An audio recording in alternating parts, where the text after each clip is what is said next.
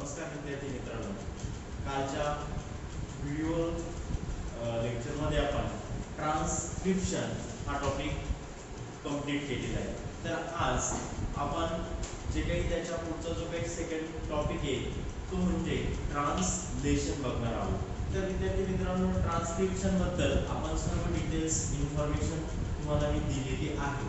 तर ट्रान्सक्रिप्शन म्हणजे काय, तर डीएनएच्या ज्या काही दोन स्ट्रँड असतात त्या डीएनएच्या दोन स्ट्रँड पैकी एक स्ट्रँड यूज करून आपण एमआरएनएची स्ट्रँड तयार केली आणि ही जी एमआरएनएची जी स्ट्रँड आहे ती एमआरएनएची स्ट्रँड तयार झाल्यानंतर जे प्रोटीन्स आणि अमिनो ऍसिड्स तयार झाले तर याचा मेसेज जे काही घेऊन आलेले आहेत ते म्हणजे कोणती स्ट्रँड घेऊन आलेली आहे, एमआरएनएची. तर ती मी एमआरएनएची स्ट्रँड इथं तुम्हाला ब्लॅक बोर्ड वरती दाखवलेली आहे. बघा, ही एमआरएनएची स्ट्रँड आहे.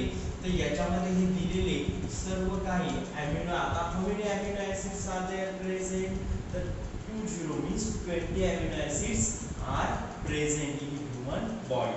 तर ते 20 अमिनो ऍसिड चा वापर करून आपण काय करणार आहोत, तर जी काही ट्रान्सक्रिप्शन तयार केलेली एमआरएनएची स्ट्रँड यूज करून आपण ज्यावेळेस मेसेज मिळणार त्यावेळेस तो टीआरएनए हा ट्रान्सलेट करणार. ती इन्फॉर्मेशन आपल्याला काय करायची, आता ट्रान्सलेट करायची. तर बघा, ट्रान्सलेशनची डेफिनेशन मी इथे दिलेली आहे, पण ऍक्च्युअल मध्ये ट्रान्सलेशन हे काय हे तुम्हाला मी आता पहिल्यांदा एक्सप्लेन करतोय. बघा, ट्रान्सलेशन तर यामध्ये ट्रान्सक्रिप्शन म्हणजे एमआरएनएची स्ट्रँड तयार करून आणलेली आपण, तर त्यावरती बघा इथं तुम्हाला जे काही असणारे कोड्स म्हणजे न्यूक्लियोटाइड्स, त्याच्या ज्या काही दिलेल्या न्यूक्लियोटाइड्स आहे त्याच्या जे न्यूक्लियोटाइड्स असणार आहे त्यामध्ये बघा जे नायट्रोजन बेसेस ॲडेनिन सायटोसिन ग्वानिन याची एक पेअर तयार होऊन हा एक न्यूक्लियोटाइड म्हणजे एक कोड्स तयार झालेला आहे. असे नंबर ऑफ कोड्स असतात. तर इथं दाखवलं बघा, ए सी जी हा एक कोड, त्याचा amino acid A you you हा दुसरा कोड तयार झाला, हा जी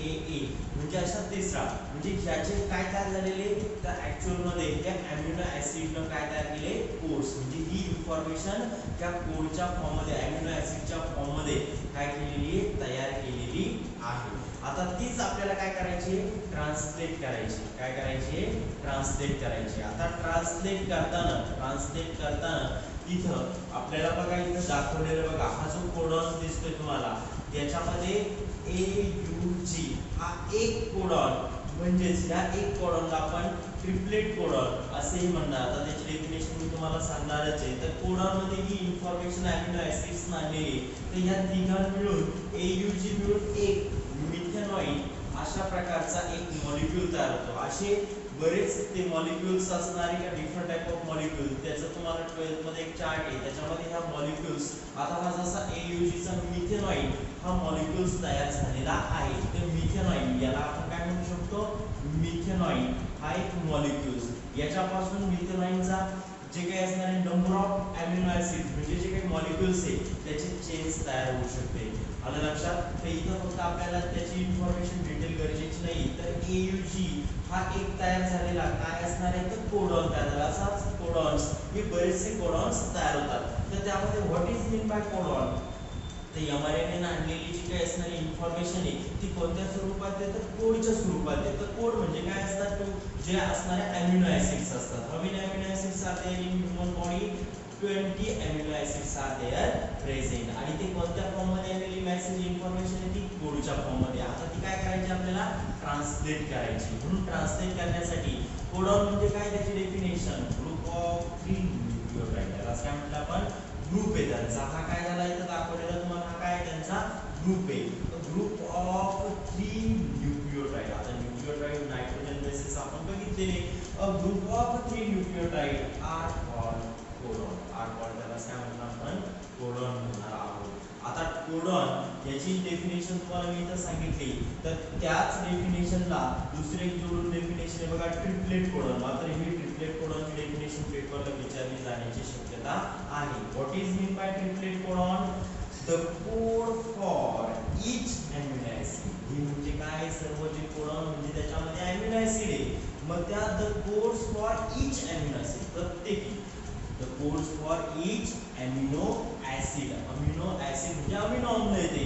consist of how many nucleotide are there, 1 2 3 nucleotide. How many nucleotide, 3 nucleotides called as, त्याला आपण काय म्हणणार, ट्रिपलेट कोडॉन. काय म्हणणार, ट्रिपलेट कोडॉन असे म्हणतो. बरोबर आहे की नाही. म्हणजे आज तुम्ही जर बघितलं तर याच्यामध्ये आपण ट्रान्सलेशन हा जो काही टॉपिक असणार आहे, ट्रान्सलेशन मध्ये mRNA ची स्ट्रँड तयार होऊन आली, ज्यावेळेस तो मेसेज येणार त्यावेळेस टीआरएनए काम करणार. टीआरएनए कशा स्वरूपात काम करणार, जी मेसेज जी काही इन्फॉर्मेशन मेसेजच्या स्वरूपात आणली ती कोणत्या स्वरूपात आणली, कोडच्या मार्फत. आणि कोड म्हणजे काय आणि ट्रिपलेट कोडॉन म्हणजे काय, हे दुसरं दिसतं काही नसून हे काय, अॅमिनो ऍसिड्स आहे, जे काही प्रोटीन्सनं तयार केलेली अॅमिनो ऍसिड्स असणार आहे. आणि तीच इन्फॉर्मेशन आपल्याला काय केली आपण इथं mRNA ने ज्यावेळेस मेसेज दिला त्यावेळेस ती काय केली, टीआरएनए ला मदत. टीआरएनए इथं काम करतोय, आरएनए चा जो काही दुसरा पार्ट जो असणार आहे त्याचा टाइप टीआरएनए मदत करतोय mRNA च्या मेसेजला, जो आलेली मेसेज आहे कोडच्या मार्फत त्याला ट्रान्सलेट करण्यासाठी. तर त्याच्यासाठी ट्रान्सलेट करायला जर बघितलं तर इथं अँटीकोडॉन दिलेले, काय असणार आहे, अँटीकोडॉन. आता अँटीकोडॉन म्हणजे काय, का अशा पद्धतीचा जो काही टीआरएनए काम करतो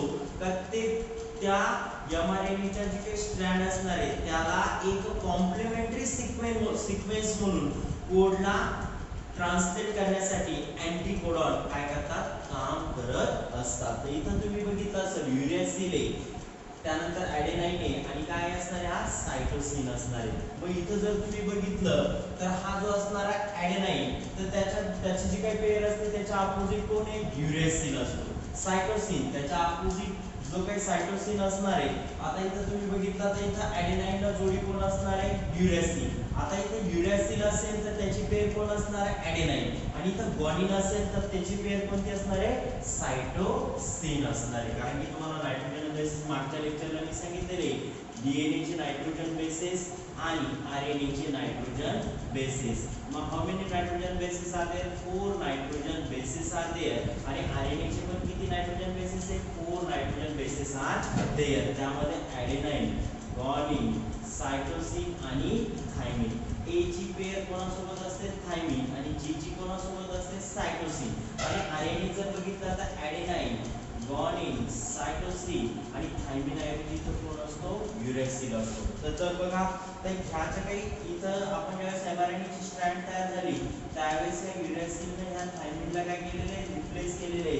त्यावेळेस इथं बघितलं असेल तर काय तयार होतो, काही युरॅसिल रिप्लेस होऊन काय तयार झाला होता, mRNA ची स्ट्रँड. म्हणून इथं या ॲडेनिनला जोडी कोण येणार आहोत आहे तर युरॅसिल येणार आहे. कोण येणार आहे, युरॅसिल इथे येणार आहे. म्हणून मी इथं जो ट्रिपलेट कोडॉन आहे ती माहिती जी काही इन्फॉर्मेशन आहे ती अँटीकोडॉनच्या मार्फत काय केली जाणार आहे, कॉम्प्लिमेंटरी सिक्वेन्सनं पूरकाच्या क्रमानं ती वाचली जाणार आहे, रीड केली जाणार आहे. ती मदत करण्यासाठी कोण करतोय, टीआरएनए करतोय. यालाच आपण काय म्हणणार, ट्रान्सलेशन असे म्हणणार. मग इथं तुम्हाला हा जो काही तयार केलेला हा ट्रिपलेट कोडॉन आहे बघा, बुक्स मध्ये ही डायग्राम दिलेली नाही पण ही डायग्राम आहे. मग ही डायग्राम आणि ही डायग्राम सेम असणार आहे. मग इथं बघा पूरक असा क्रम, जो पूरक असा क्रम इथं ॲडेनाइन असेल तर त्याला जोडी इथं कोण असतो, थायमिन रिप्लेस केलेला ज्या mRNA मध्ये तो युरॅसिल असणार आहे. म्हणून इथं आला युरॅसिल. त्यानंतर इथे युरॅसिल असेल तर त्याला जोडी युरॅसिलला कोण असतो, नेहमी त्याची पेअर ॲडेनाइन असतो. म्हणून इथं ए आलेला आहे. आणि इथं जर जी असेल तर जी ची पेअर कोणासोबत असते, सायटोसिन. मग इथं जी असेल तर त्याला कॉम्प्लिमेंटरी सिक्वेन्स कोण असणार आहे, सायटोसिन. आणि त्यालाच आपण याला कोडॉन म्हणजे ही जे काय असणार आहे कोडॉन, तर ह्या कोडॉनला अँटीकोडॉन जोडून काय काम करणार आहे, टीआरएनए चा तो कॉम्प्लिमेंटरी सिक्वेन्स देऊन ती इन्फॉर्मेशन ट्रान्सलेट करतोय. ह्याच कन्सेप्टला आपण काय म्हणणार आहोत, ट्रान्सलेशन असे म्हणतात. मग मी तुम्हाला ऍक्च्युअल मध्ये हा फिनोमेनॉन समजून सांगितलेला आहे. तर त्याची जी काही ऍक्च्युअल मध्ये डेफिनेशन असेल ती डेफिनेशन इथं ब्लॅकबोर्ड वरती मी लिहिलेली आहे आणि तीच तुम्ही जी काय असणार टेक्स्टबुक समोर ठेवून त्याची डेफिनेशन तुम्ही बघू शकता. What is mean bye translation. आता डेफिनेशन बघा, ट्रान्सलेशन म्हणजे काय करायची, mRNA ने आणलेली इन्फॉर्मेशन आपल्याला फक्त काय करायची तर ट्रान्सलेट करायची. ॲज पर मेसेज, ज्यावेळेस मेसेज कोण घेऊन आलाय, डीएनए कडून mRNA स्ट्रँड घेऊन आलाय, तर as per message on mRNA. इथं बघा ह्या mRNA च्या स्ट्रँडनं मेसेज घेऊन आलेला आहे on mRNA.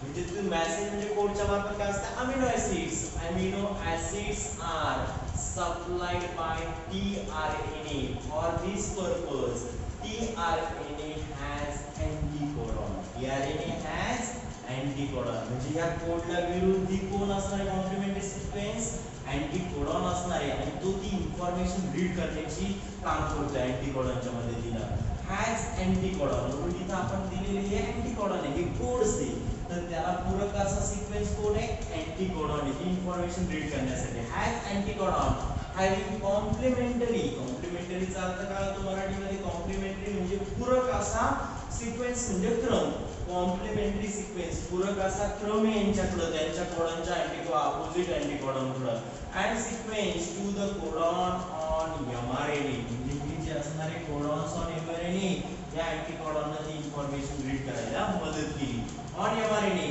Are called as translation म्हणजे अँटीकोडॉनच्या मदतीने आलेली इन्फॉर्मेशन त्या कोडची अँटीकोडॉनने काय केली ती ट्रान्सलेट केली याला आपण काय म्हणणार आहोत ट्रान्सलेशन असे म्हणणार आहोत तर विद्यार्थी मित्रांनो आपण इथं ट्रान्सक्रिप्शन हा भाग कंप्लीट केला त्यानंतर ट्रान्सलेशन हा पण भाग कंप्लीट केलेला आहे तर आपण नेक्स्ट व्हिडिओ मध्ये काय बघणार आहोत ट्रान्सलोकेशन बघणार आहोत म्हणजे ट्रान्सक्रिप्शन म्हणजे प्रतिलेखन mRNA ची स्ट्रँड तयार झाली ट्रान्सलेशन म्हणजे आपण काय तयार केली ट्रान्सलेशन म्हणजे ती इन्फॉर्मेशन tRNA च्या मदतीने mRNA ज्यावेळेस आणली ती अँटीकोडॉनच्या मदतीने आपण काय केली ती ट्रान्सलेट केली आता काय करायची ती ट्रान्सलोकेट करायची म्हणजे त्याला ट्रान्सलोकेट करणे म्हणजे त्याचं स्थानांतरण करणे याला आपण काय म्हणणार आहोत ट्रान्सलोकेशन तर नेक्स्ट व्हिडिओ मध्ये आपण काय बघणार आहोत